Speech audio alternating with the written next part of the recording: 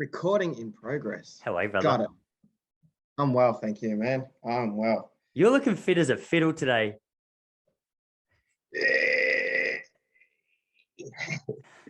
You shave your armpits. Yeah. Nice. You don't? Well, not really. I'm not a hairy man. I don't get a whole heap of hair going on, really. I've got the most wussy leg hair. I've pretty much got no arm hair. I used to do it because one of the blokes that he used to be my favorite runner. Or he actually wasn't my favorite runner. He was just a good runner. Collis Birmingham. I rocked up at his house one day and he had shaved armpits. And I went home and I was like, well, if it works for him, I'm going to shave mine as well. But then it got too itchy. Do you get itchy? No, never gets itchy. I used to get my legs waxed, and that used to give me all sorts of grief. Ingrown hairs, and now I just trim. Yeah, I like a good leg wax. I like it. The only waxing I'll do, I'll just keep my old boy well maintained. I can't be in the shower and my wife come in and go, hey, what's going on there? But that's a risky one as well, because I just use those Veet wax strips, and those Veet wax strips you have to get in place strategically, because about 12 times I've almost ripped off my right ball sack. Aren't you sponsored by what's it, Manscaping?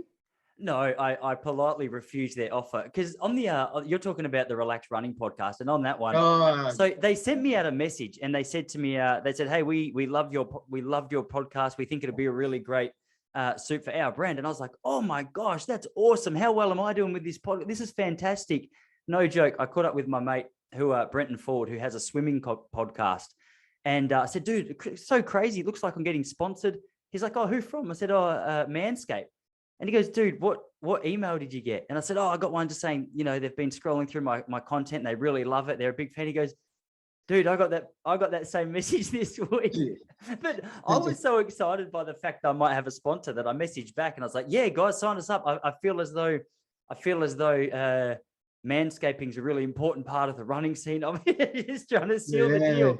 And then they sent me out a box of stuff, and I didn't realize they had already sent it. So I messaged them back and I was like, actually, upon reflection, I realized that, how well trimmed your pubes are isn't that appropriate or that necessary for running, because we've all seen the 70s runners with like quite high thigh hair, and we know it just. Oh yeah, koala ears hanging out of small shorts. Oh, it's so gross. So I politely turned it down, but now I've got a whole line of, I've got a nose trimmer. I've got what do they call it? I think they call it a hedge trimmer. Nose hair's the worst as well. I'm starting to get a couple, and some of them grow from deep up there, and you pull it out and it looks like it's just a little hair at the bottom. You pull it out, it's 4 inches long. It's got a little animal living on it. Yeah, I'll pull them out at traffic lights. Why traffic lights? Not just for something to do. Yeah, what else am I meant to do? It's better than texting. Safer. I get too embarrassed. I sometimes do stuff like that when I'm driving, but then you need to be very aware of the people around you. I get nervous that a pretty girl drives past. You're never going to see him again. What do you care? That's a fair point. I know, but on the odd chance that you do, I get nervous that they're our first point of contact is going to be them seeing me try and pick a hair from my nose. And don't they know the way you roll? And what? They should be happy with you. You're grooming yourself. That's true. That's a good point. Have you had a haircut? No, I just got lazy with my hair today. I looked at it before I started and I thought, you know what, the hat's going on. When was your last haircut? That looks shaved on the side. When did I see you? Last Friday. What is it today? Oh, I have had a haircut this week. Yeah. Yes. I think I was inspired by you actually, because you had your hat off last week. Actually, you know what? It doesn't look that bad. Does that look all right? I might just leave it. Yeah, it looks great. It looks fantastic. I like it. Awesome. Yeah, it's actually quite similar, isn't it? Well, I think I was inspired by you because I saw yours last week and I thought, hang on a sec, the champ looks fantastic. It's you're always well groomed. Even right now, I could see your facial hair looks like it's had a little bit of attention this morning. Yeah, I was looking a bit unruly, and so I was trimming the chin area, so I get a little bit of a fade going, so it goes sort of shorter to a little bit longer down the center of the chin, and the clippers, the guard on it that adjusts the length fell off. So there's actually a bit of a bald spot on one side of my chin, which I had to then get the scissors and manipulate around. So Well, That's the worst thing that happens to me today. I'm going all right. That's pretty good, and at least you can sort of cover up your chin or your facial hair pretty well, unless it's your eyebrows. And with the manscaping tool, actually, I get the eyebrows. So usually I get like a little comb, and I'll just lift out the abnormal ones, and I'll just shave across the top just to even out the length, so you've got no stray hairs just poking out. Yep. Anyway, about 3 months ago, I hadn't done it for a while, and I forgot exactly how I do it. So the Manscaped tool, it has like a little, not a filter, but it's got a layer on the top that you can adjust the length with. And with some things, I remove the layer, so it's just completely exposed. And I thought, oh no, that's usually how I do it. And I got stuck into my eyebrows, and bro, there was almost no eyebrows left if you had light shining on it at the right angle. And I walked into my radio job, and the girl I was doing the radio show with was like, Jesse, just as a sub point, my wife didn't even notice, but I walked into the radio show and she goes, Tice, mate, you've got no eyebrows. What's happening? What's going on? And it was the most embarrassing thing, because there's so many little movements that happen through your eyebrow that express emotion. And that whole show, I just felt as though she didn't know where I was coming from with any point I was trying to make. You went for the Whoopi Goldberg look. Oh, what? She's got no eyebrows either. Zero. Absolutely zero. Man, to be fair, Easter egg. There's nothing of Whoopi Goldberg that I would deliberately copy, to be fair, apart from her cornrow kind of things, dreadlocks. What about in Sister Act when she sung? I don't know what she sung in Sister Act, but there was one good song. But I don't know if it was the rest of them. You haven't seen Sister Act? No, I have, but I was just going to say, even though it was a good film, I still wouldn't want the role, but not because it's Whoopi, just because I don't know, I just wouldn't feel that comfortable dressing up as a nun for a show. What's a male nun called? What's the what? A nun? What's a male nun called? No, a priest. Isn't it? I think it is. I don't know. I'm pretty sure it's just a priest. But there's lots of nuns, but isn't there just one priest? No, you're thinking of the Pope. But do lots of priests live together like nuns? Actually, it's a good question. I could be completely wrong. This is your wheelhouse. If I can't ask you, I can't ask anyone. Nah, I'm from that's the Catholic Church. That's a Catholic church. See, I was from the other side of things. I was at the Pentecostal. Think of Hillsong, where the guys have tattoos, quite fashionable, and and a little bit over the top. I never saw a priest or a nun, which is probably good. A good thing to say, because whenever I say I used to be a youth pastor, people are like, is that like a priest? I was like, oh, I guess sort of. They go, like, who did you do that with? I was like, for under 18. They're like, oh, this is getting into some interesting territory. We're in the weeds here. Yeah, that's right. So it was exactly like a priest. Yeah. So it was nice exactly like a priest, just not. I'm not going to go down that line because I've actually got a couple of mates who are priests, and I feel like they wouldn't appreciate it. So I'm going to just bite my tongue. What's going on anyway, brother? How's your Friday morning been? I had a shocking start to the morning. So I've had a 6:30 client. And they cancelled? Right? No, worse.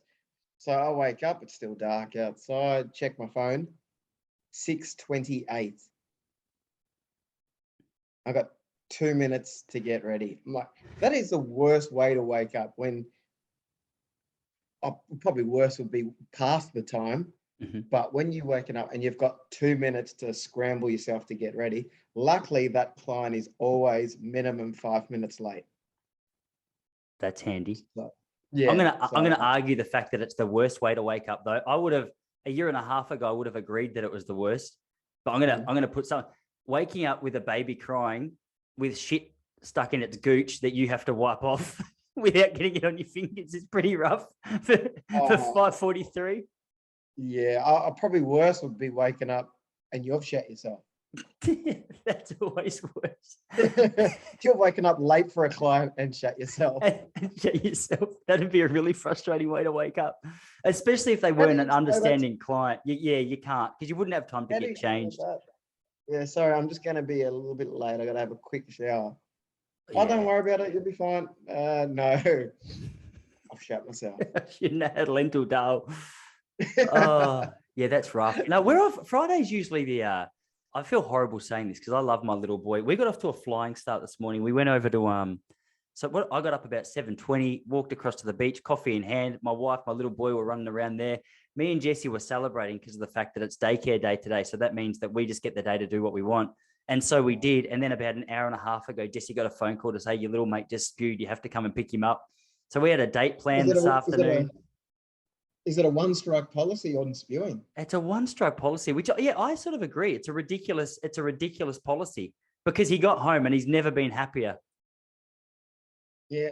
Oh, I reckon he did it deliberately. Yeah, I'm starting to get that vibe because he got home and he sort of looked at me as though, hey, Dad, like I worked it out for us. I go, mate, you've done no favors for me. This is actually more intense of a day. We were both looking forward to not having you in our lives for 6 hours. Anyway. Yeah, we love you, but we like you when you're not around as well. Then I went through we were 10 minutes late starting today because, bro, big day in the stock market, the Popplestone I heard household. you've made it. Mate, I've made it. It's so embarrassing reporting my earnings to you. So today I was literally $1 in the green, which is better than where I was at. It turned out I went out to my wife before I go, babe, I'm starting to get the hang of this. She goes, tell me, how'd you go?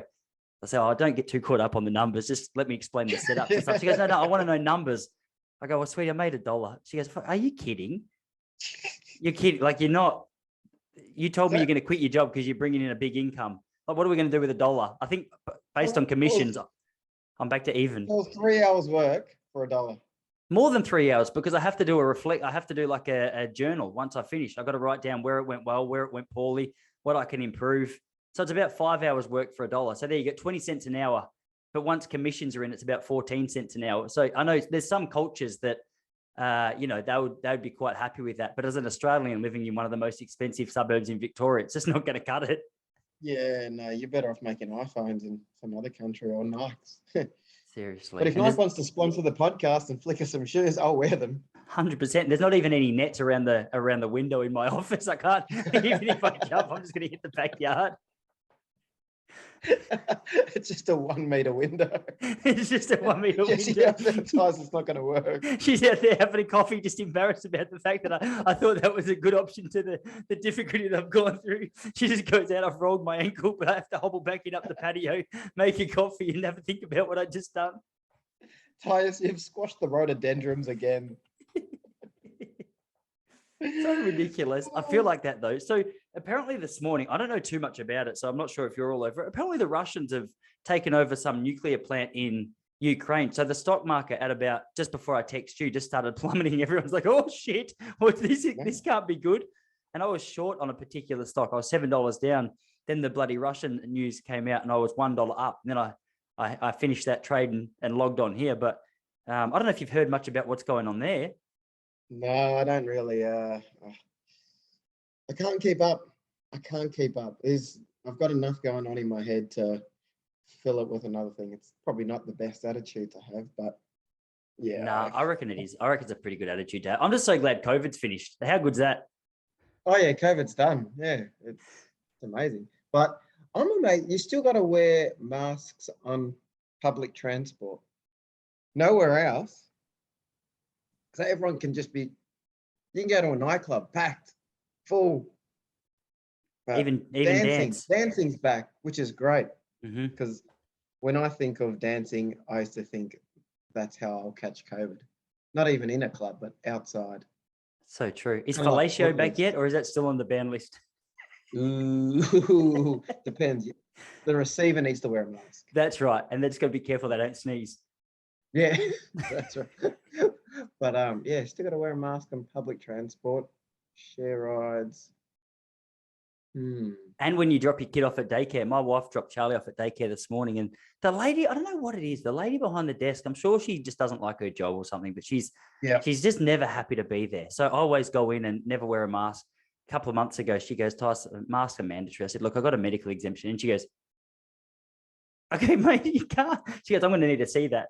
And it was uncomfortable for me because I logged onto the Victorian government website and it said, look, you don't even need to show the police officer. You just need to, if they ask why you have an exemption, you just have to say it's because you've got asthma. And I was like, look, I don't want to be this guy to you, but I actually don't have to show you. I don't want to be a Karen. Yeah. And she's like, well, how am I going to know it's real? Okay, you just trust me. Do you know what I mean? I'm very healthy. I'm in better shape than all of us. But Jesse dropped off little Charlie there this morning. And apparently all the parents, before they go in, they put their mask on. What are we doing? How did we get here? How did, as we've said many times, how did we get here? Who made this rule? How does this make sense? Speaking of rude reception, I had to go get my hands x-rayed. I didn't have to, I chose to. Chose to get my hands x-rayed, not yesterday, day before. And there was one of those people working at reception there that just probably shouldn't be working there. Yeah. Just miserable.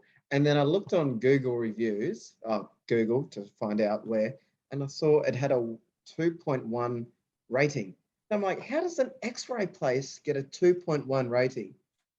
And all the reviews were about the reception staff. It makes a big difference. It makes such a big difference. The lady at our local. But it's a reception staff at an X-ray place. Like you're only there to get an X-ray. It's not like a restaurant or something else. It's just do my paperwork and tell me to take a number, and I'll sit in this chair that's had a million asses on it. So true. And an old Women's Day magazine from 1984. So crazy. Princess Diana's getting married. I read. That's not a bad joke. I'll write that down. Yeah, write that down. I'm going to beat you to it. I've already written it down. I'm going to say it next time I get up. Just tell everyone it's mine. Meeting room. Old. Catching up on old news. Yes.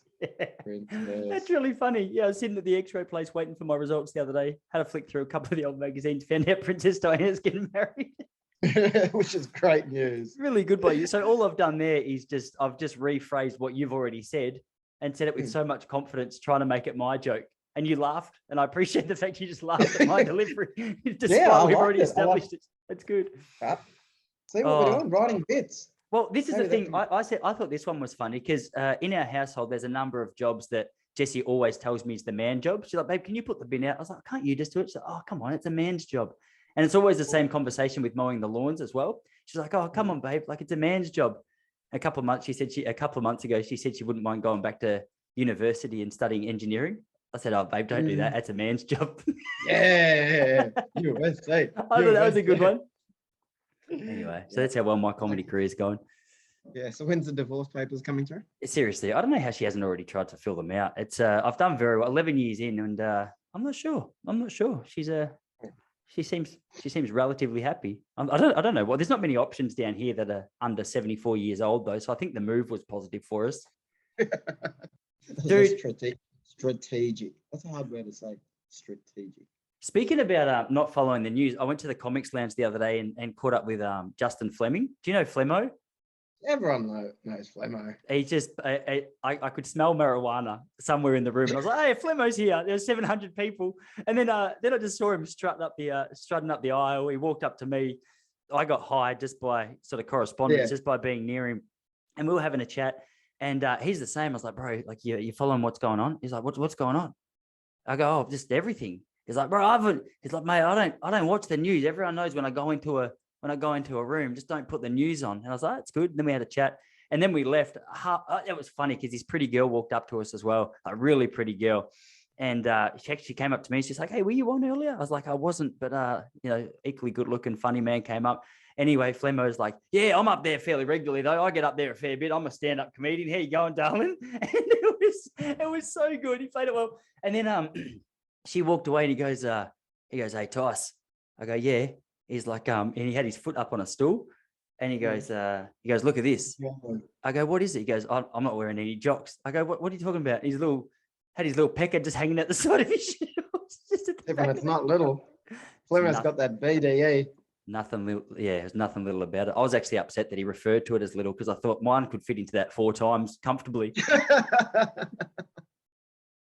If there's a hurricane, I'm jumping in. Oh, dude. Yeah, it was interesting. The good night. The Comics Lounge is back, man. Like it was so good. I've been going there once or twice a week because I went down to Sloth Comedy the other night and did a little set. Got there at 6 and waited 3.5 hours. I was on at 9:40 for a 5-minute spot. Beautiful.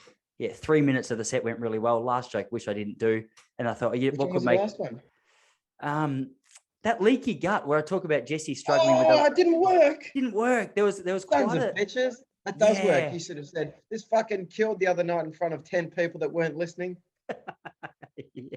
That's right. Yeah, it was funny. I think I like that joke. Well, I felt like I had a really good set up until that point, and I'm not sure whether I set it up well, but anyway, it fell flat. I feel like I got to try and figure out the verge of, all right, where is this creepy and where is this fine? I sometimes with jokes that I feel a little bit nervous about, just because it's a little bit like questionable. I feel like I start acting awkward. I just got to own it a little bit. So I'm not sure. I haven't listened back to the tape yet, but yeah, I finished and I was like, ugh. But it was one of those nights as well where the MC goes, all right, ladies and gentlemen, you ready for your next act? And everyone was silent. And then they said, welcome to the stage. Then he looks at his paper and he's like, oh, fuck, who is it? Who's up next, guy? And I was like, oh, I was standing next to the stage. I was like, mate, it's me. It's, like, it's Tyson. And one person at the back goes, it's yeah. Like, was there a random woo? I think Huey Robbo might have actually given me a woo. Yeah, Robbo would woo. He's a wooer. He likes to woo.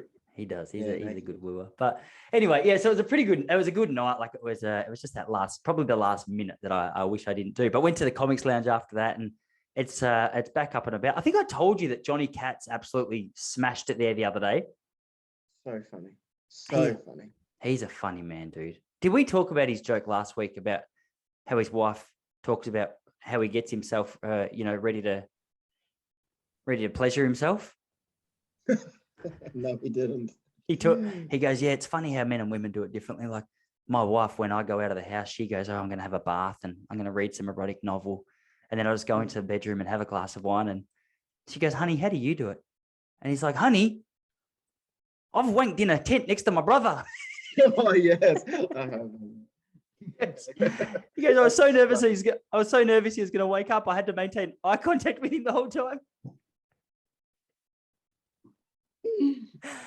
Oh, he's great. Commitment to the joke. It's brilliant.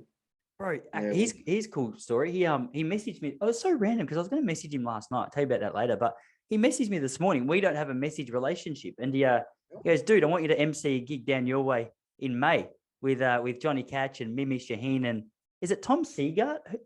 Yeah. I don't even know who that is, but oh man, he's brilliant. He's really good. An Aussie guy. Yeah. Yeah, you haven't seen Tom. I might recognize his stuff. I just didn't recognize his name. You know the suburban footballer? No, tell me how that one goes. Oh no, it's a character that he has, Paige. Yeah, he's really good. I like his work. It's fun. What a fun comedian. It's nice. Have you ever do you know Pommy Johnson? Yes. According to Flemmo, the most laughs in the history of the Comics Lounge, he believes, was Pommy Johnson. He said people were in the aisles holding each other. One person yelled out to him, you have to stop because my friend can't breathe. Oh, shit. That is killing, isn't it? Mm. Yeah. Oh, man. It's such a good sign. Well, I had something similar on Friday night, but it was yawning. Oh, last Friday was so brutal. Last Friday was a real test of whether you still want to do comedy. It wasn't that bad. For context, everyone felt bad. Well, it's weird, man, because there was 12 people in a room which comfortably seats 60. So you walk in and immediately just speaking to each other, we realize there's an echo in the room because there's just not enough bodies to be able to absorb that sound. So that's never a good sign. And then there's fairy lights effects that rock past.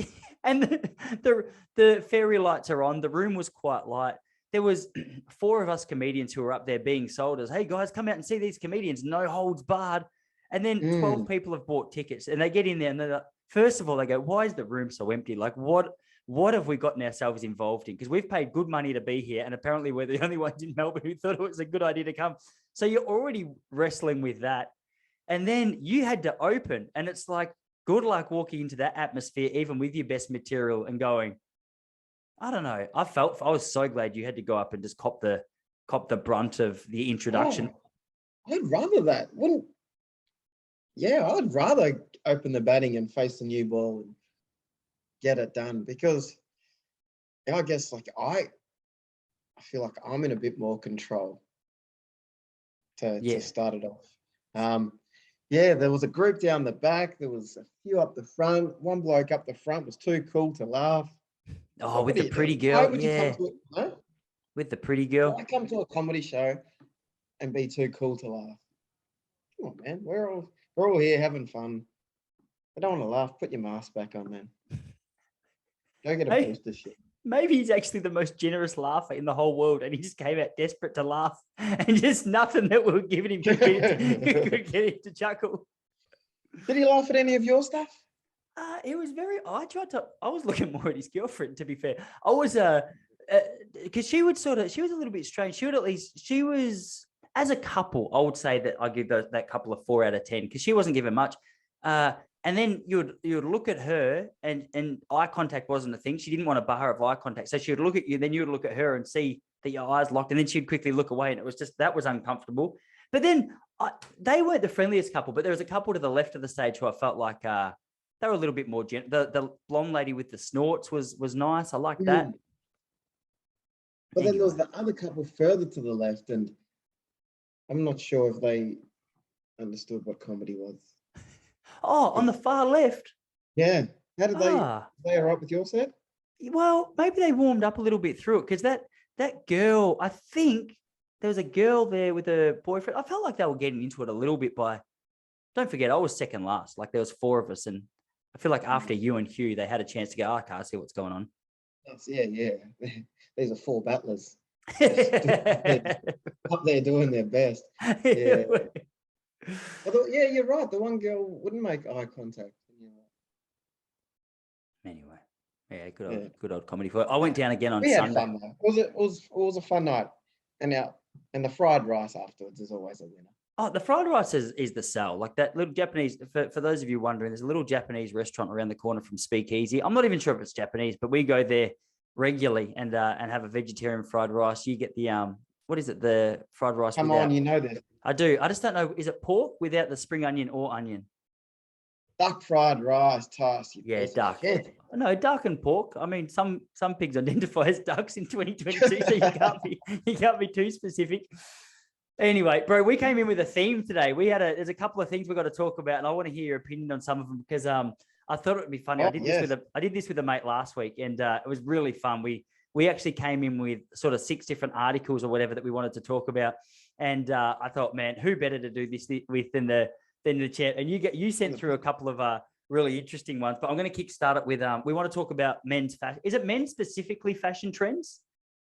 We can start with, let's just go old fashioned and we can narrow it down from there. Well, give us a bit of an overview of what you're thinking with this, because I'm very interested to hear. You're a well-dressed guy. I'm quite simple with my fashion. Actually, I wrote down at the start of the new year, I need to pay a bit more attention to it, because this black shirt that I'm wearing, I've got about 8 hanging up in my closet, and it's a very Steve Jobs things of me to do. But I go, oh well, this is comfortable. I like it. Can't see any sweat patches. So I'll rock this shirt quite happily. Yeah. Well, I think we both dress quite similar.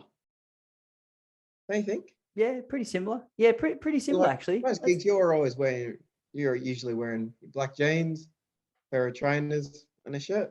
Yeah. Yeah, you don't need to really think. Yeah. But yeah, I was thinking about fashion the other day and how it just goes in cycles, but how everyone dresses the same. Not everyone, I shouldn't say that. But yeah, we follow the same things rather than what I guess we like.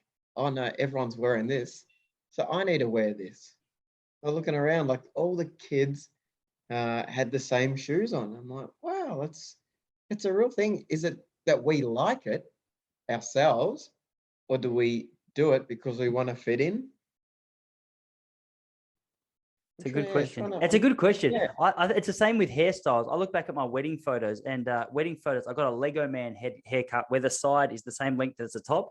And I don't remember my hairstyle being unfashionable back in the day, but I look at it and I go, hang on a second, that wasn't acceptable. And Jessie said to me the other day, she goes, babe, no one had the shaved sides back then. It was quite an extreme kind of haircut. And I go, are you making excuses for me, or is that actually true?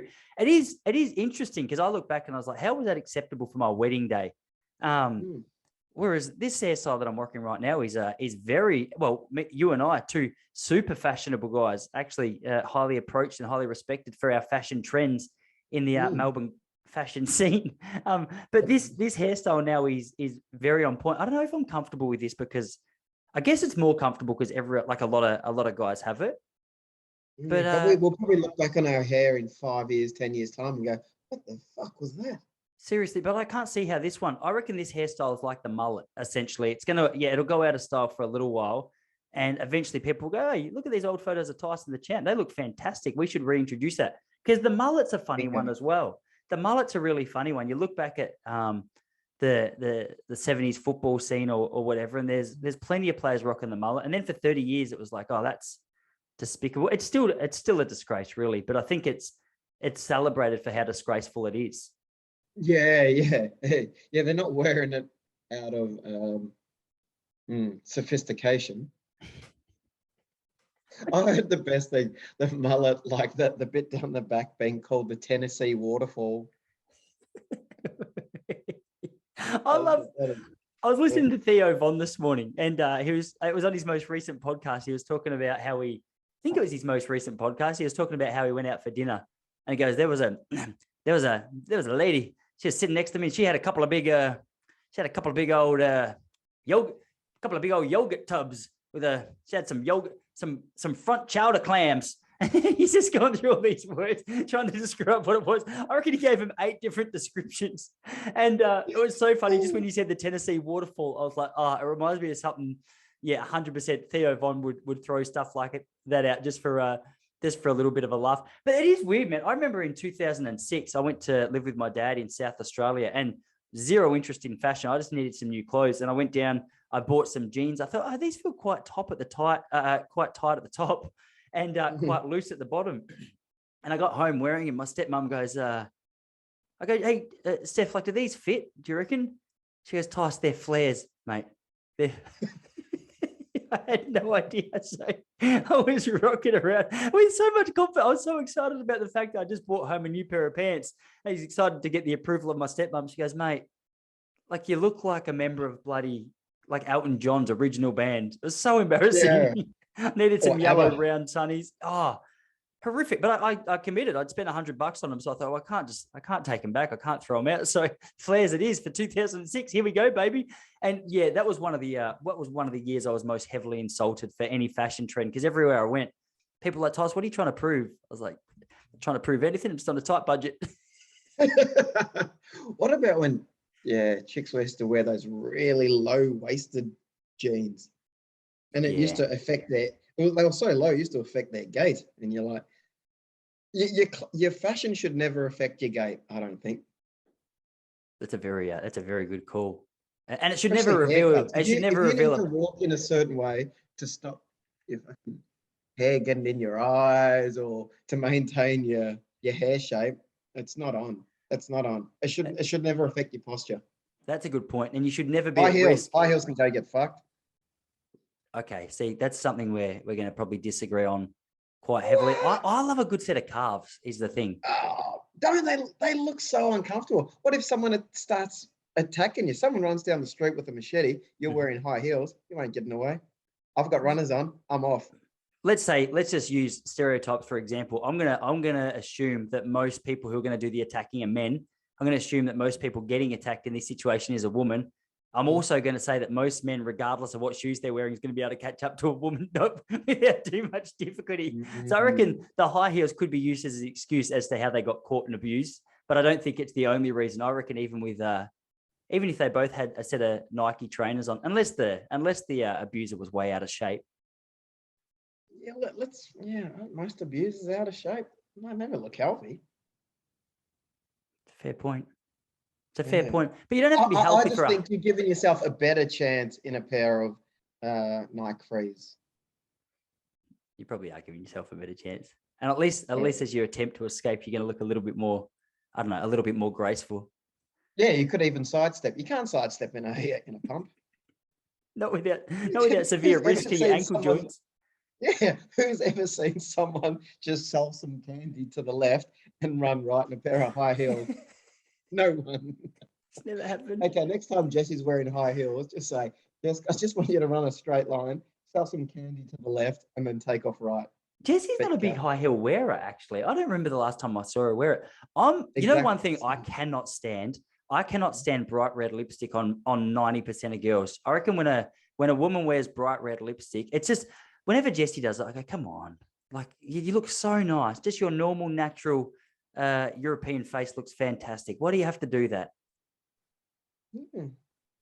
What do you think a man should never wear? I've got one for you. I don't like square-toed shoes. Oh, okay. Yep. Actually, this is true. 2006 was a bad year for me. I had the flares and the square-toed shoes. Maybe it's bringing up some pretty hot memories for me. So I think anything that was in my wardrobe back in 2006 was probably questionable. Square-toed shoes is one just off the top of my head I don't like. What do you reckon? I don't think a man should ever drape anything over his shoulders.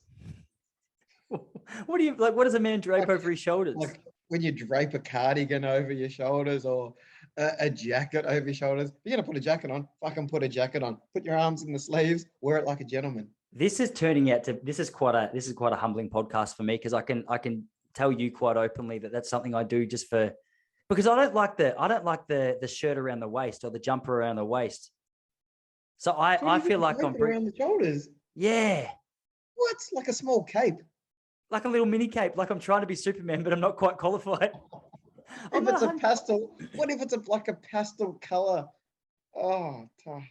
Wait, what's a pastel color? Well, it's not quite yellow, but it's like lemon, or it's not green. It's like aqua. It's pastels. You don't know pastels? Yeah, I know pastels. It's like blue. It's like light blue.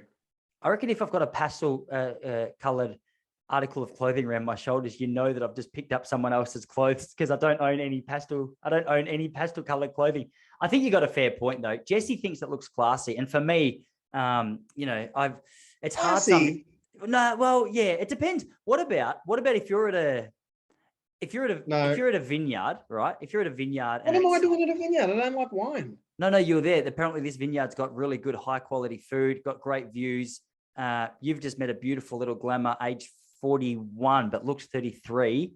And she said, hey, I'd love to show you my favorite vineyard. You said, I don't drink wine. She goes, no, you don't need to out here. This vineyard's about the food. You go, okay, I'll come out just for the social element. Is there a golf course in the back? There is. Okay. But the dress code is smart casual, and you've gone out there on a relatively cool day. Mm. Your golf bag is full. There's no room for storage. Yep. As you tee off, you go, oh, gee, the sun's just come out and it's gone from 23 degrees. Now it's 33 and muggy. You go, I don't need this jacket anymore. What do you do with it in that situation? Well, it's not the heat that gets you, it's the humidity. Mm-hmm. It's a famous Melbourne saying. Well, what was the initial temperature? 23. At 23, it's gone to 33. But essentially what I'm trying to say is you no longer need the smart casual cardigan that was appropriate for both lunch and golf. Who wears a cardigan when it's 23?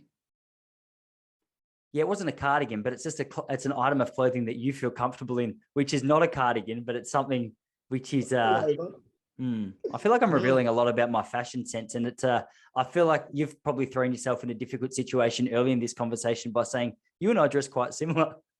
Yeah, but you're happy to drape. I don't drape. I don't like an exposed toe either. Havianas? I mean, not Havianas. Birkenstocks are not a thing for you? Feet are gross. Feet are gross. Feet are disgusting. No matter how much you try and manicure or pedicure or whatever you do to them, cover that shit up. What is it about feet you don't like? Because there's some boys that we do comedy with that have quite a love for them. I've never really understood that. I don't care how in the zone I am. If you take your feet out in front of me, I go, you know what? Maybe just chuck a sock on. Yeah, please. The socks. What about socks and sandals? The Demir Dokic look. They're coming back. I've seen a lot of people rocking those. I had a mate, a stylish Sri Lankan mate, come up to me in Point Lonsdale with his wife a couple of weeks ago, and he was wearing Birkenstocks with socks that went up to about his shin. And I say, you can really do that with confidence because that's appalling. And he goes, mate, watch. Yeah. It'll become be better.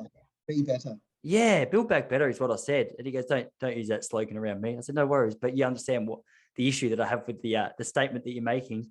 Yeah. Well, if we're going to be walking together, I need you to either be walking behind me or well ahead, because I don't want this. I don't want any connection made between me and Sandal Sock Boy over here. Yeah. Sort yourself out. You know what's making a comeback as well? Those 90s wallets. Remember those Velcro ones? It's like the surf wallet that you get with Rip Curl. They're back, but accompanying those are those surf sandals with the straps that just go over the top of you. They're horrific. But one of my good mates up in Sydney's got a pair, and he wears it with confidence. And I don't know if you call it stylish, but he's definitely a bloke who takes a couple of fashion trends. This is the weird thing. The people that I know who I would call stylish actually look so stupid in so many of the clothes that they wear. Like, you know, a model, you can say, yeah, I'm a model and here's what I'm wearing. And you go, oh, wow, she's so stylish. She wears that with such confidence. Then you look at a photo and like on a practical level, you're like, you're wearing Speedos and you're not at the beach. I don't understand what's happening with this decision. Yeah. Yeah. Anyway. All right. What was your first tidbit? Well, I feel the one that I want to talk to you about is an interesting one. It's almost a confession to me because if you had to ask me a confession to me. Look at me, you make an early 2000 reference. I'm no fool. Foo Fighters. Yeah, okay. Or Nickelback. I'm not sure. They're both just going in the same category for me. I'm not really I went through a Nickelback phase, but popular opinion sort of it changed my tune. I was like, I couldn't admit it in public for so long, but I've convinced myself I'm actually not a fan. It was weird because Nickelback, I reckon in about 2004, when I was in high school, no one had any shame listening to Nickelback. And then about 2007, I told someone they were my favorite band or up there. And you know, a whole group of people pissed themselves and said, oh, Tyson's got the worst music sense. And then since that point, I was so embarrassed and humiliated that I've never been able to admit again how much I like them. Yeah, this is how you remind me. I want to talk about Mark Zuckerberg because I listened to a podcast interview with him on Lex Friedman. Lex Friedman, have you ever listened to his podcast? He's come out of the blue. I know he's been on Rogan. I know he's been on a couple of popular sort of things, but I know nothing about this guy. And I looked at his YouTube channel the other day. He's got 1.6 million people follow his stuff. Wow. Yeah, he got that Rogan bump. He's been on Rogan a few times. And he's got I don't know what it is, but he's one of those people, you go to his website and you're like, okay, you've got a shit website design. But this is I know I've gone off topic, but this is an interesting thing because I reckon 2022, it's so much easier to make everything that you do look as though it's good and the actual content of what you do be rubbish. So using a comedian example, you could have a sick website, you could have a sick flyer, you could be performing at a sick venue. But if you get up and you're bad at comedy, no one cares about all that stuff. They just go, oh, we won't see that guy again. Whereas Lex seems to have done the reverse of that. He's got a horrible website. His podcast studio is horrific. What else was there? There was another thing. But I listened to him and I was like, dude, you're so good. Like, you're such a great interviewer. He's so respectful. He's very serious with like mild attempts at comedy. And I go, mate, I like what you're doing. Anyway, I listened to him and Mark Zuckerberg the other day. He released it a day late because on the day he was supposed to release it, Donald Trump was talking about him at his CPAC conference. And he's like, we got to regulate things like Facebook. I tell you, when I was in the White House, we had Mark Zuckerberg asking, oh, please, Mr. President, please, can I come and visit? And he came out there to kiss my ass. And it got so much traction that I think Lex Friedman goes, all right, we'll release this one tomorrow because I feel as though I'm just delving into an attempt to, get a few more viewers. But dude, Zuckerberg was the king. I thought he was a lizard man. He was I just thought he had no social cues. I thought he had no ability. I just thought he was sort of like not that there's any problem with it, but I thought he was autistic. I thought he was sort of autistic and just couldn't have a conversation. Man, he was funny. He was riffing. He was super intelligent. I was off the cuff, I think. There was a few things he said because I've been really hard on Facebook. Now, granted, I understand he's got like his public reputation since about 2016 has been down the toilet, and he admits that, especially in the US. And he said it's for a variety of reasons. But as a bloke, I left that interview going, I would happily go out and grab a drink with that guy because he was funny, man. He was good.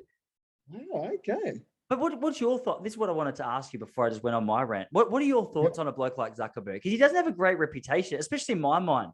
I've never really liked him. See, I don't have an opinion. Hmm. Sorry, you've got this great question for you, and I'm good at not having opinions I don't know enough about. I'm real good at it. Well, I'd like to retract what I just said, because that's all I know about him is the fact that I don't like Facebook, and I heard that they shared data, and then I thought, oh, okay, there you go. I've just and that's as much research, just for clarity. That's as much research as I did. Oh, Facebook shared data. Mark Zuckerberg, he's evil. Oh, wow. Okay, I don't like. And then I gave him 10 minutes, and I was like, you're a fantastic person. Drinks water funny. Say that again. Drinks water funny. How did he drink water? I haven't seen any footage of that. Oh, you need to check out the footage of that. What does he do? Like, he puts his odd. tongue into the cup. How do you drink water funny? Like, he puts his tongue into the cup rather than bringing the cup to his mouth. Because he's a lizard person, he just put his tongue in the hole and and his tongue's blue. Scooped it out. Yeah, little blue tongue man. Yeah. It's one of those things you'll need to see for yourself. It's just odd. Not Trump odd, two-handed, like a sippy cup. I'm going to watch this. I'm going to watch this live on the Pop Culture Podcast with you. I'm going to show it to the camera. I'm going to watch it through the actual camera here. So what do I type in? Mark Zuckerberg drinking water. Yeah. Mark Zuckerberg. I got a confession to make. Drinking water. All right. That's okay. Drinking water at the Senate hearing. But if it got into more personal thing, communicating with friends, and I want to cut. I love a certain kind of chocolate. Wait, what's this happened? All of a sudden, I start receiving advertisements. Okay. Well, it's had a couple of sound effects thrown in there as well, I think. Yeah, that's peculiar. He looks bored, is what he looks. He looks as though he's a man trying to get entertained through the liquid in his cup at a Senate hearing, which has probably gone for 5 hours.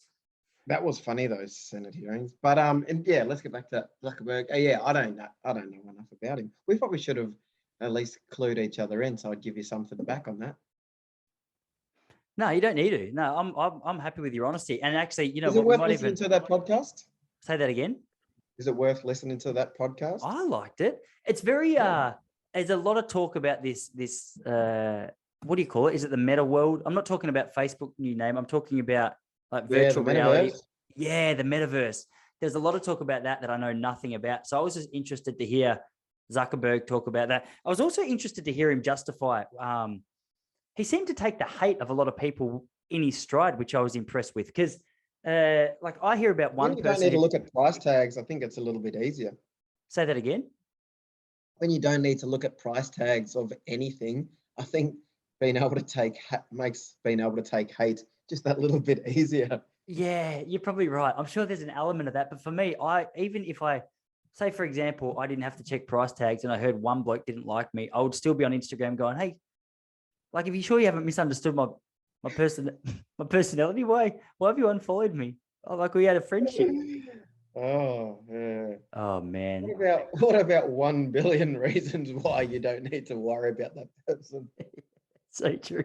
Or you could just say, yeah. No, you go. Imagine like we just were hanging out, right? Mm-hmm. And we were driving down, I don't know, what is it? Is it Victoria Street in the city? And there's that Porsche dealership. Said, come on, Tyson, let's go grab a couple cars.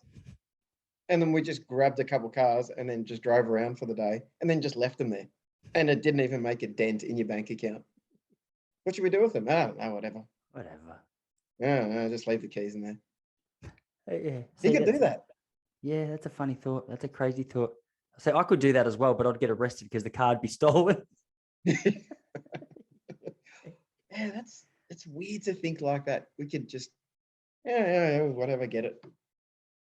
Just leave it there. No, I don't like this one. Yeah, blue's gross. Yeah. What was your? I've got another question for you. Well, I wanted to ask, is it about Zuckerberg? Because I was gonna handball one to you because you've said it a couple of times, and I want to know your thoughts here. You just said you don't have an opinion on him, and you wrote to me, let's talk about people with their opinions. And I thought that sounds like an interesting topic. Yeah. Because I was talking about this with a client the other day, and he asked me my opinion on something, and I said I don't have an opinion. Like, I don't know enough. And he goes, well, you must have some opinion. So yeah, my opinion is I don't know enough to have an opinion. And he goes, oh, you just sit on the fence often. And I'm like, is that sitting on the fence? Like admitting you don't know enough to make a comment about it? It is a funny thing. I watched I can't remember the name of the guy, but I watched an awesome documentary of it actually wasn't a documentary. It was just film footage from the 60s. So it was a bloke going around New York with a big camera, just getting footage of locals and asking them questions about different things. And it was strange because a lot of the locals were surprised about the fact that there was a big camera in their face. They got a little bit nervous.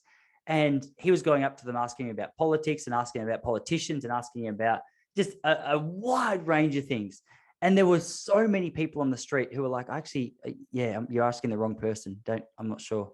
You're going to have to speak to someone. And I thought, man, I don't know. If you had a camera in my face and said, hey, tell me your thoughts on Joe Biden, I would have something to say. Even though I could be completely wrong about everything I said, I would still just comfortably go, okay.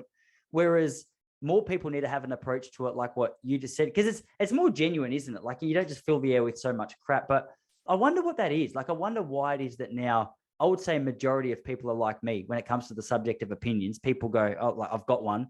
Yeah. Man, especially the last couple of years, like whatever's hot topic, everyone's got an opinion about, including myself. I'm not excluding myself from that. But do you notice that? Like, do you reckon it's gotten worse over the last few years? Absolutely. Yeah. Yeah, we all just gob off so quickly because we have so much access to information, don't we? Well, everything, basically everything's right in here, and we're on it constantly. Yes, and then our marriage to our opinions too. Well, like you'll say something, and then you go, "Oh, what about this?" Nah, I'm like, oh, just like that. Like, well, why are you so connected to this opinion that you have? Very interesting. Did you see Pfizer release their document yesterday, explaining a little bit about some of the possible side effects of the vaccine? No. Oh, it was so funny, but it just made me laugh because as a result, so people, it blew my mind. I wrote a message to the Labor government yesterday, just playing dumb. I was like, "Wait, you told me this was safe, and Pfizer just released all these pages telling me that it's not." And what? Yeah. I'll try and show you the I actually, bro, I haven't read it, so I'm just one of those blokes right now who's just I'm actually doing exactly what we're talking about other people doing, which is just using anything as an excuse to support my own view. But they released this. It did look quite. I don't know. It was, put it this way. Like if I had been a big ambassador for Pfizer the last couple of years, I would have been a little bit embarrassed when that document came out yesterday, because they tried to suppress it. And they'd been given the right originally to suppress it until 2085. We don't want to tell you about the side effects. And then that got overruled. And then anyway, the reason this came to mind is because like COVID's obviously been a really highly opinionated topic, and just regardless of whether something like that comes out, I am yet to have heard anyone either on the we don't want to get the vaccine or we do want to get the vaccine front change their stance on it. It's just everyone just seems to be more and more confident in whatever they already believe. I know I definitely fit into that category, but so does my mum. She's like, yeah, well, I'm just doing what I'm told. Yeah. Our marriage to our opinions and stuff, and our reluctance to want to change it. But, yeah, I did see one of Russell Brand's. Is it Brand or Brand? Brand with a D. Yeah. Yeah. One of his videos, and he was talking about how the CDC didn't want to release all the information about adverse effects because vaccine hesitancy. And I'm like, well, surely you can give us that. That should be our option, isn't it? I would have thought. It's a good point. One thing that I thought was interesting. No, sorry, go on. No, like if I've got a client and I'm going to say, all right, we're going to do some deadlifts, and client wants to know possible risks and stuff, I can't just say none, perfectly safe. It's like, well, is it though? Yeah. My auntie messaged me the other day. Here's one for you. So how much does she deadlift? Yeah, no, she wouldn't deadlift a lot, but I think she shoots pretty well at golf. She does quite well at golf, but she's quite thin. But I put up a message the other day because here's a little predicament we're in Victoria at the moment. So obviously, if you're unvaccinated, you can't participate. You can't go to cafes, can't go to restaurants, you're not allowed to go to work, blah, blah, blah, insert whatever else. You know what I mean? Okay, so no worries. Continued. The war breaks out in Ukraine. These Russian troops take over, and our premier starts going, all right, we're going to put together a plan to welcome, any Ukrainians into Victoria, as a potential safety net for these guys, just as whatever happens in Ukraine plays out. I go, beautiful. Of course we should do that. Problem is 70% of Ukrainians are not vaccinated at all. Yep. So are you saying, so I put out a question on Instagram and I said, would you be happy? Because the state government at the moment here in Victoria have said, well, you can't come in. You can't come into Australia unless you're double vaccinated, unless you've got an exemption of some sort. And I assume they would fit into that category. But here's the thing. So like Novak couldn't come in because he obviously wasn't fleeing war. He was here for tennis. But still, if the problem is that you're not double vaccinated and that's a blanket rule, then are we accepting people fleeing war who are not double vaccinated into the country? And I wanted to know, because I know plenty of people who have said, no, look, you've had the choice. You've been given the option. The jab has been mandated, but it's for your health and it's for everyone else's health. So if we start letting Ukrainians in, obviously we're protecting them from war. But does that mean, are they posing massive danger to the rest of, this is just a question, I don't know the answer. Are they posing a massive risk to the rest of us? Because here's my thing. I say, let anyone who's in danger and would like to escape for a little while, come on over. Like, I'm not worried about your vaccination status before. Or do we just let vaccinated people fleeing war come into the state? Because that's the sort of line in the sand that the government's drawn. So I put the question up saying, would you be happy for an unvaccinated Ukrainian fleeing violence to come into Victoria? And it was interesting. 92% of the voters voted yes. 8% said nah, they can sort out whatever they need to sort out by themselves. And then my auntie messaged me, or my uncle's new wife or whatever, relatively new wife, getting into details, we don't need to, messaged me and said, inappropriate, Tice. I said, what's to ask questions? To ask question? You're not allowed to ask that question. And the thing, Oh, I don't understand. How is that? Is that inappropriate? Like, for me, it wasn't. I said, hey, this is a conversation that's been taking place down here in Victoria. I thought it was inappropriate that I was told I can't go to work with with my vaccination status, but you were pretty happy with that. But it really blows my mind that a question can be just classed as inappropriate. And I think it's because, well, for the last 18 months, she's been pretty happy with the vaccine mandates on anyone. And then all of a sudden, because she's a lovely person, she goes, oh, but I also want to help the Ukrainians. But we can't. But yeah, you can't. The rules are rules. It's not safe. Mm-hmm. Yeah. I saw one about in New South Wales, and that needed people to help with sandbagging because of the floods. Mm-hmm. But you could only help fill sandbags if you're double vaccinated. Yeah, but that one makes sense. Does it? Yeah, because like we all know, COVID spreads through droplets and sand grains. Yeah. I'm like, really? We're still here doing this?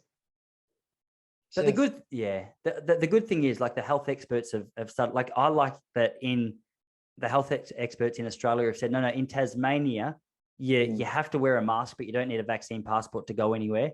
But in Victoria said, no, you don't need a mask, but you need a vaccine passport to go everywhere.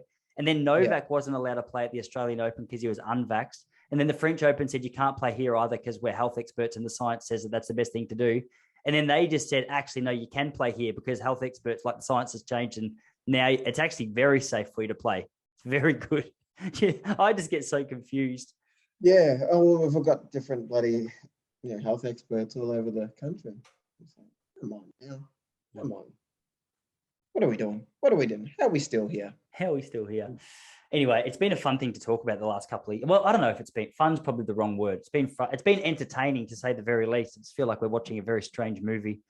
Joe Rogan had a great post the other day of it was actually really, really not great at all, but it was just great in terms of entertainment, of live coverage from Ukraine. Did you see that on CNN, just covering this live Ukrainian war footage? And then all of a sudden it goes to a break and it's a bloke dancing in chaps advertising Applebee's.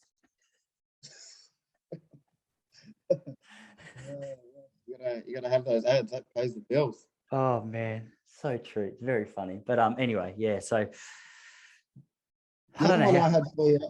What? How many of your friends still smoke? Oh, that's a good question. How many? I don't know if any of my friends still smoke. There's a few social smokers in the comedy scene. Mm-hmm. There's not many.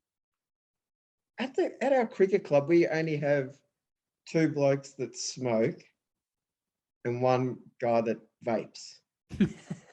So you've got 2 blokes who smoke and a gay man. The vaping one's so interesting, and I'm like, I think people that vape just like the big plume of smoke because it produces a fucking shitload of it.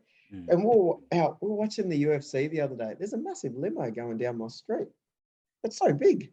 Anyway, and so he was vaping right outside the door, and he'd have his little suckle, whatever you call it, but he wouldn't let the smoke. He'd let the smoke out as he came in. So he would make this grand entrance with coming through this plume of smoke. I'm like, you just like the smoke. What are you doing? Why are you fucking Puff the Magic Dragon? Here's the thing. I reckon smokers in high school are the ones who are just trying to break the rules, and vapors after high school were just your drama students in high school.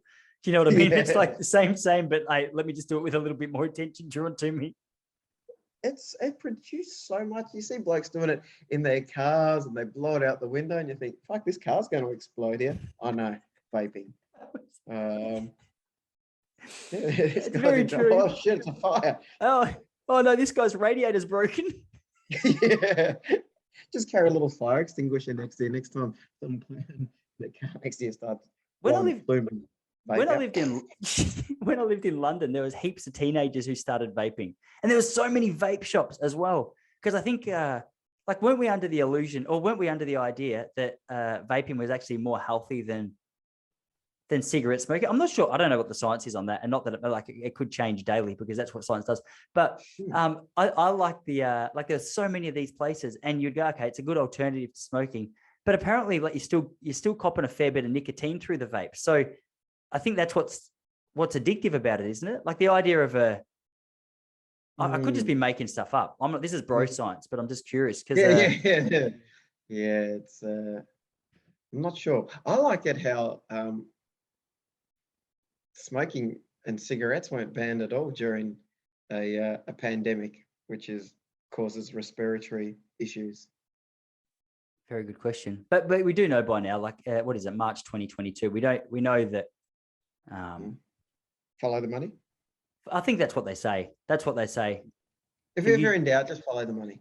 Yeah, and it always leads you. It always leads you to places that that your conscience would take you to anyway. I think, which is good. Yeah, that's an interesting one. I also thought it was interesting that bottle shops and McDonald's weren't closed down. You couldn't go to a gym. Makes sense. You could go to Macca's. Perfect. Yeah. You couldn't. Yeah, you couldn't do exercise more than 2 hours, but yeah, you can. You can buy a deck of Winnie Reds. I got so triggered yesterday because Dan Andrews posted a photo of him at some canteen at a school saying, just bought myself some hot chips with salt. I was like, bro, look, I know we've had this conversation about flexibility around food before, but hot chips is a weakness of mine, but also something I really limit myself to. So if we're talking about health, can we talk openly and honestly about hot chips as well? Because you've been obsessed with health the last couple of years now, and now you're eating hot chips. It's making me question, and your posture is not great, and you look like you're out of shape. So I'm just questioning how much you really know. Yeah. It's is he following the health experts? Oh yeah. When it comes to what do we do? You had another one for me. Well, hey, that was a perfect lead-in accidentally because I just mentioned social media is an interesting one. Social media is a place where I need to put limitations on myself because Facebook I'm fine with. I don't really use Facebook anymore. I don't I'll use Messenger just to communicate with mates and comedians and comedy rooms and stuff like that because that's where a lot of them do it. But in terms of actually going on Facebook, I've got such little interest now because it's just I'm not sure. It's turned into a lot of, all right, here's my auntie, here's my uncle, here's my dad, and also here's an advertisement. I'm like, whatever. I'm not that interested. Instagram, on the other hand, I feel like is a more positive place to hang out. If you're going to choose social media, at least my Instagram seems very up and about. From comments to, it doesn't matter what I post. I I've lost a lot of Instagram followers lately, which I find hilarious because I've posted things that I just find entertaining, that you and I find entertaining, that people are highly offended by, which is fine. Like, you don't have to follow, but there's not a lot of confrontation. I don't get much criticism for anything that I post. It's more, have you had anyone tell you that they're unfollowing you? No, the most interesting one that I had with a bloke that I like was the other day. I posted a photo on my story of Dan Andrews at the Gay Pride March here in Melbourne. And he said, here I am with my wife at the Gay Pride March, because in Victoria, equality is, what is it? Yeah, equality is non-negotiable. And then I wrote, I posted that photo and I thought, okay, well, hang on a second. Well, I feel like my logic's already spotted a couple of issues with this point. I said up the top, I said, unless you're unvaccinated, then you can get fucked. And I had a mate of mine message me. And he goes, dude, I'm with Dan on that one. And I go, wait, what? Like, I genuinely didn't understand the point he was trying to make. Like, are you trying to say that you can get effed if you're not vaccinated? So I just messaged him back. I was like, dude, what do you mean? And it was pretty clear what he meant, I thought. Yeah. I never heard back. I just never, it's been seen. Because it's harder to say, yeah, I agree that unvaccinated people can get fucked, which is what he would have had to clarify if he answered that question. Yeah. Yeah, it's and didn't the small business minister, because she wrote something about, I don't know, and someone just made some comment about, but you have to show your papers, and she said that it was never it was never papers please or show your papers, and it's offensive to say so. No, we 100% had to carry papers around. I used to carry this little handwritten work permit that I had to write down where I'm going, what hours I'm working, and carry that with me. Those are papers. Now, it might not be the classical where are your papers, as in what used to happen, but we still, papers please. But no, short memory. Some governments, it's not even short memory. It's not even short memory. Stop lying to us. Yeah, like, that's the thing. It's not short memory. It's just blatant lies. Yeah, when someone lies to you blatantly like that, they're almost just saying you're dumb. That's how I feel when someone lies to me, where it's so blatant. It's like, you're dumb. You'll believe this. Yeah, that's what pisses me off. Yeah. Well, my favorite one was just I spoke to you about this the other day, but 6 months ago they were saying get the jab so you can protect yourself and protect those around you, and then so you got but the thing is, I just don't. I'm so confused with this, because the only thing I can understand. This is the only thing I can understand, because everyone got the jab, or 90% or 95% of Victorians got it, and then COVID went bunter. So everyone got the jab, but then COVID went nuts. And then, good use of the word bunter. COVID went bunter, and then it was like, no, but German, yeah. It was that's German right. Strain. Yeah, that's right. Coming in 2024 to a state near you. So we just had to look at numbers, which they were reporting openly. Like, okay, yesterday there was 3,000 cases. Now everyone's vaccinated. Today there's 31,000.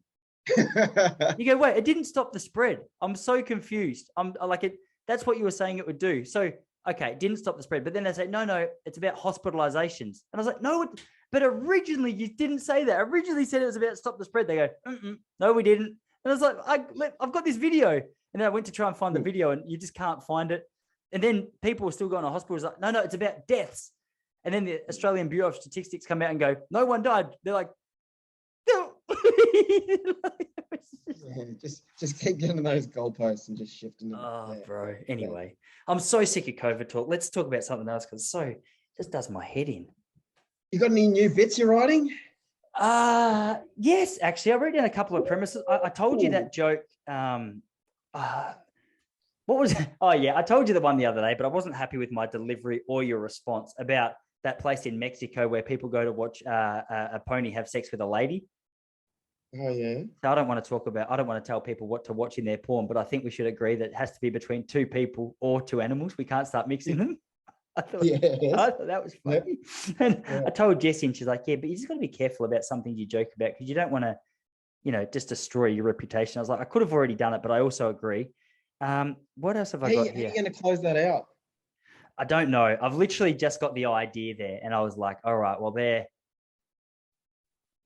That's just the premise. I haven't really thought too much about what else goes next, or if I'm even going to do it on stage, because it's quite a gross image to have in your head. Yeah. So, but if you're looking for good pony sex, I can send you some links. So gross. Do you know what I hate? I'm going to ask you about your bits in a minute. I've realized I really don't like talking about joke premises unless I'm on stage a lot of the time, because I feel like a lot of the time I can't actually commit to the story like I would when I'm on stage. I get lazy with providing context and overview, and I'll just say it. And a lot of the time, this happens so often, I'll say it in a context like this, and it's like, oh, okay. And then I'll say it on stage, and not all the time, but quite often, I'll notice the response is a lot better when I'm on stage than just in conversation. Like the other day at Sloth, before we started, we were talking about, this is one that I was happy with, but it's also just a premise. We're talking about jokes. I'll finish my story first. Talking about jokes. And then I was like, I just feel so uncomfortable talking about premises, because I'm like, I just can't commit to this. Anyway, I don't know. I'm just waffling. But here's another one for you. I want to talk about how everyone has those indoor plants. The real ones or fake ones? I think they're real. I don't know, actually. I guess maybe there's a mixture. I know Kmart sell plenty of fake ones that look real. That's true. But I had a mate a while ago, and I was talking to him because he literally had his whole lounge room just decked out with these outdoor, like with these plants. And I asked him, I was like, dude, what is it that you're like, why have you got your lounge room so stacked with these plants? He's like, oh, because I want to bring the outdoors in. Anyway, so I thought that's like a funny premise to have a conversation. So I was thinking maybe talking about being at a house party, getting in a heated conversation with someone in one of those rooms. And then halfway through us getting heated, he goes, bro, do you want to take this outside? And I was like, well, man, technically we're already there. So I don't know where it's going, but I like the idea. And I was thinking maybe the angle that we take with that is all that it did was save me 25. So it just saved the 25-second walk outside that would have allowed me to think of a reason not to fight. So I just got bashed 25 seconds quicker than what I would have anyway. So I'm not sure, but I thought that was funny. That is good. Well done. What about you? What do you got in the pipeline? I've got one about Uber, people getting Uber Eats. Like, I can't get Uber Eats. I don't mind getting takeaway food, but I can't get it delivered. But with Uber Eats, you literally can get anything you want delivered to your house. You can get bloody a steak, you can get a parma, you can get a dozen freshly shucked oysters, but people choose to get McDonald's delivered. I'm like, out of all those options, you choose McDonald's. And there's got to be something in that. It's almost like being someone beautiful, you're hot, you're gorgeous, you're tall, you're dark hair, and you choose to marry Donald Trump. And then why Donald Trump's a lot like Macca's. It's like he's kind of the same color as the buns. He's high in calories, and no one's willing to admit that they like him. And too much of him can't be that good for you. Yeah, yes. Actually, I'm not sure if that's true in my household. I get a lot of joy out of watching his highlights. I remember I went for a run with the bloke a few years ago. He's like, "What'd you get up to last night?" I was like, "Oh, dude, I was just watching Donald Trump highlights." And he's like, "Huh, more like low lights." I was like, "Nope." Funny. Yeah, so funny. He was funny at he's just so good at riffing. That's one thing. Like, love him, whether you like him as a bloke or hate him as a bloke, you've got to acknowledge I've heard Joe Rogan talk about this. You've just got to acknowledge that he's so quick on his feet. Yeah. And old. Old AF. Old and can still riff like that. You're like, how? How old is he? 78? Yeah. Hey, Siri, how old is Donald Trump?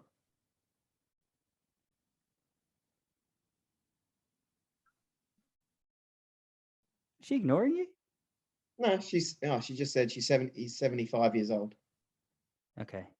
I'm surprised. I thought she would. Well, I don't talk about that man. Yeah. Siri doesn't like to talk about him. And then the other one was an app where you can get a stripper delivered. It's called Boober.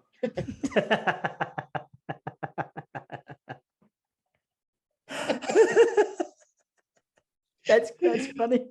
Yeah, so I like can, that. yeah, round it all out like that. Boober. That's good, bro. That's funny, that one.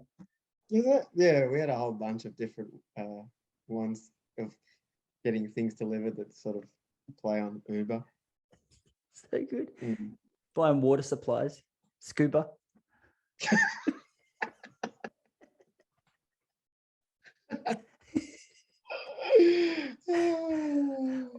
Oh.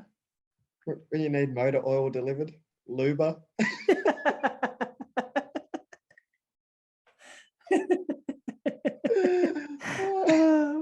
What else is there? I think we're out. Yeah, no, we're done. I wish I had something else. That's good. Yeah, it'd be nice to have one more at least. Scuba, Booba. Anyway, I'm not sure. Bro, I'm gonna love you and leave you because little mate's just woken up upstairs and things are about to get hectic here. So I've had an hour and a half of peace and quiet. But that was fun. That was so good to catch up again and see your good looking face. Are you performing tonight? Speak Easy? I'm doing 2 spots tonight at Speak Easy. I'm so jealous. I'm just hoping it's a different crowd for each set. Yeah, fingers crossed. Because if it's the same crowd, they're going to hear the same shit twice. Just trying to get up and improve on the first one. Yeah. Anyway, bro, I love you and leave you because dad duty's calling. But have a good night tonight. We'll catch up. We'll catch up next week. Next Friday. All right, brother. Catch you later. See you, buddy.